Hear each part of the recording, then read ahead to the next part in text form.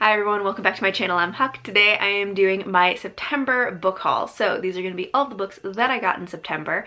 I only have 4 books to talk about, so hopefully this haul will be short and sweet because there aren't too many to talk about, but they're all ones that I'm very excited about because all of the books that I have are new releases that were like anticipated releases that I pre-ordered and they came out in September, so it's all very exciting. So let's get started. So the first book is Nightshine by Tessa Gratton.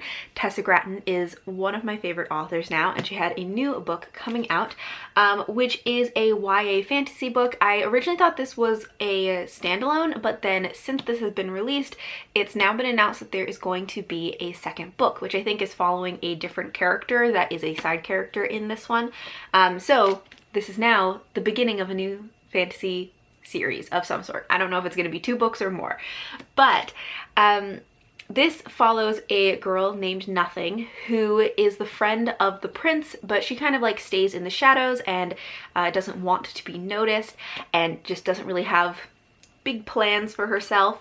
And then over the summer, the prince has gone on traveling around the country, and then he doesn't come back and no one knows what happened to him, but Nothing and the prince's bodyguard are the only ones who think they might know where the prince went, and they suspect that he was stolen by the sorceress who eats girls. And so the two of them set out to go track down the prince and hopefully save him from the sorceress who eats girls.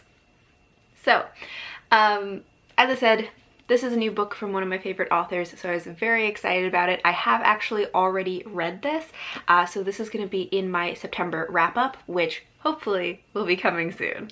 Next we have The Forgotten Kingdom by Signe Pike. This is the second book in the Lost Queen trilogy. And so The Lost Queen was one of my favorite books that I read in 2019, so I'm very excited about the sequel coming out this year. This is historical fiction set in like medieval Scotland around when Christianity is just coming into Scotland.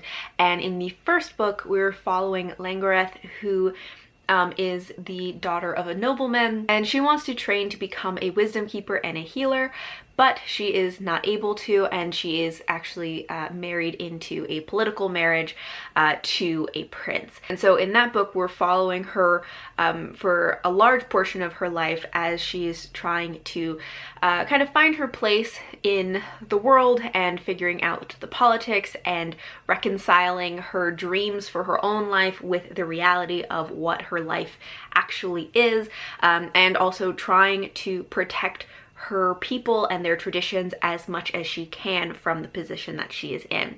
So that's the first book, and so this is the second one, which we do follow Langoreth again in this book, but we have 2 additional perspectives. We also have the perspective of her brother Lailoken and one of her children who may have a calling to be a wisdom keeper, which wisdom keepers in this are essentially like druids.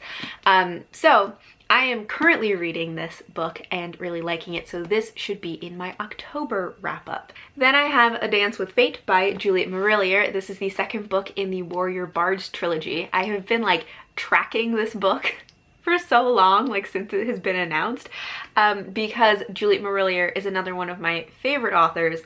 I talk about her all the time, so if you watch my videos, you know this, and you know that I'm very excited about having a new book from her. So in this series, we are following young warriors who are training to become warriors or better warriors on Swan Island, which is this island that trains elite warriors. And the characters that we're following are both warriors and musicians, hence the term warrior bards.